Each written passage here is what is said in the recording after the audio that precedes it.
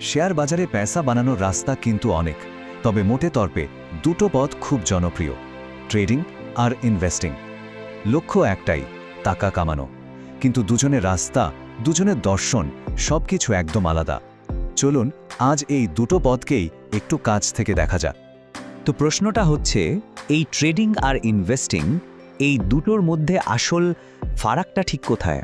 চলুন এই ব্যাপারটাই আজ আমরা ভাঙব। এই দুটোকে বোঝার জন্য সবথেকে সহজ একটা উপায় আছে। ভাবুন তো, একটা হলো স্প্রিন্ট দৌড় 100 মিটার, আর অন্যটা হলো ম্যারাথন লম্বা দৌড়। এই আইডিয়াটা মাথায় রাখলেই পুরো ব্যাপারটা একদম জলের মতো পরিষ্কার হয়ে যাবে।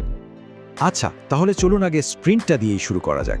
মানে ট্রেডিংয়ের দুনিয়াটা কেমন সেটা একটু দেখে আসি। ট্রেডিং মানে কি? খুব সোজা ভাষায় সস্তায় কেনা আর দাম বাড়লেই বেচে দেওয়া। আর এই কাজটা করা হয় খুব কম সময়ের মধ্যে, মানে বারবার কেনা বেচা চলতেই থাকে।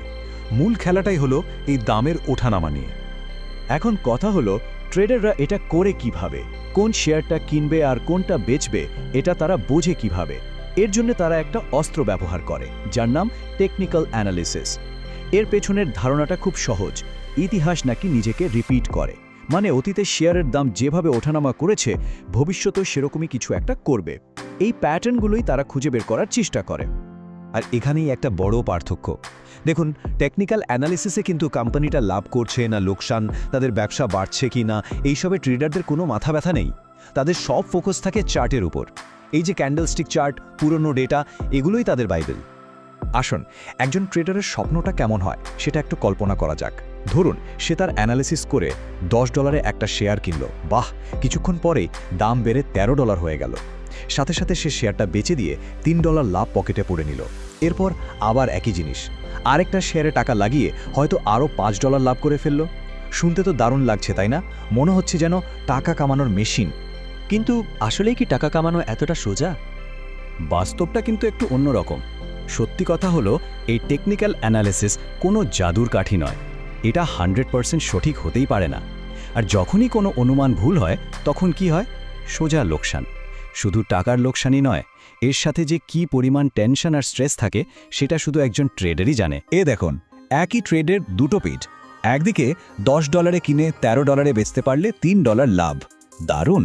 কিন্তু অন্যদিকে কেনার পর যদি দামটা পড়ে যায়, তখন একজন ট্রেডারকে স্টপ লস লাগাতে হয়। মানে একটা নির্দিষ্ট দামে, ধরুন $8 শেয়ারটা বিক্রি করে বেরিয়ে আসতে হয়, যাতে আরও বড় লোকসান না হয়ে যায়। ফলে $2 একটা ক্ষতি কিন্তু হয়ে গেল। অবশ্য ট্রেডিংয়েরও অনেক রকম ফের আছে, যেমন ডে ট্রেডিং, যেখানে দিনের কেনা দিনেই বেচে দেওয়া হয়। আবার আছে সুইং ট্রেডিং, যেটা কয়েক দিন বা কয়েক সপ্তাহ ধরে চলে।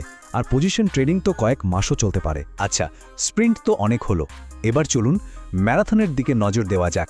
মানে ইনভেস্টিংয়ের লম্বা আর ধৈর্যের খেলার জগতে। ট্রেডিংয়ের ঠিক উল্টো পিঠটাই হলো ইনভেস্টিং। এখানে লক্ষ্যটা কিন্তু একদিনে লাভ করা নয়। এখানে অ্যাসেট বা স্টক কিনে রেখে দেওয়া হয় লম্বা সময়ের জন্য, কয়েক বছর, এমনকি কয়েক দশক। আসল উদ্দেশ্য হলো সময়ের সাথে সাথে সম্পদটাকে ধীরে ধীরে বড় করে তোলা, যাকে বলে ওয়েলথ বিল্ডিং। ইনভেস্টররা যে অস্ত্রটা ব্যবহার করেন সেটার নাম হলো ফান্ডামেন্টাল অ্যানালিসিস। এখানে কোনো চার্ট বা প্যাটার্ন দেখা হয় না। এখানে দেখা হয় কোম্পানির আসল ভিতটা কতটা মজবুত, মানে ব্যবসাটা কেমন চলছে সেটা বোঝা। তার মানে কি? মানে হলো, একজন ইনভেস্টর কোম্পানির ব্যালেন্স শিট ঘাটবে, তাদের লাভ লোকসানের হিসেব দেখবে, ব্যবসার স্ট্র্যাটেজি বোঝার চেষ্টা করবে। মানে পুরো ফোকাসটাই থাকে কোম্পানির স্বাস্থ্যের উপর, শেয়ারের দামের দৈনিক ওঠানামার উপর নয়। লম্বা সময় ধরে বিনিয়োগ করলে কি হতে পারে তার একটা চমৎকার উদাহরণ দিই। ধরুন 2008 সালে কেউ একজন অ্যাপেলের স্টকে মাত্র $300 লাগালো। সামান্য টাকা, তাই না? এখন ভাবুন তো, 2024 সালে এসে সেই $300 দাম কত হতে পারে? আন্দাজ করুন। প্রায় $22,000। অবিশ্বাস্য, তাই না? এটাই হলো কম্পাউন্ডিংয়ের জাদু, লম্বা দৌড়ের পুরস্কার। কিন্তু এরও একটা কঠিন সত্যি আছে। ইনভেস্টিং কিন্তু গেট রিচ কুইক স্কিম নয়। এর জন্য দরকার মারাত্মক ধৈর্য। ভাবুন তো, কিংবদন্তি ওয়ারেন বাফেট, তারও আজকের এই সম্পদ তৈরি করতে কয়েক দশক লেগে গেছে। আচ্ছা, তাহলে আমরা স্প্রিন্টও দেখলাম, ম্যারাথনও দেখলাম। চলুন এবার এই দুই খেলোয়াড়কে মুখোমুখি দাঁড় করাই, দেখি কে কেমন। দেখুন, টেবিলটা দেখলেই পুরো ছবিটা পরিষ্কার। সময়কাল, অ্যানালিসিসের ধরন, ঝুঁকির লেভেল আর আসল লক্ষ্য, সবকিছুতেই দুটো একদম দুই মেরুর।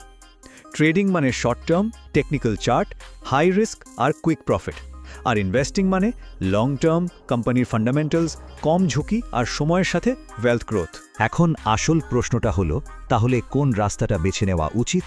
চলুন এই সিদ্ধান্তটা নিতে সাহায্য করার জন্য কিছু বিষয় দেখে নেওয়া যাক। দেখুন, এখানে কোনোটা ভালো বা কোনোটা খারাপ এমন কোনো ব্যাপার নেই, পুরোটাই নির্ভর করে একটা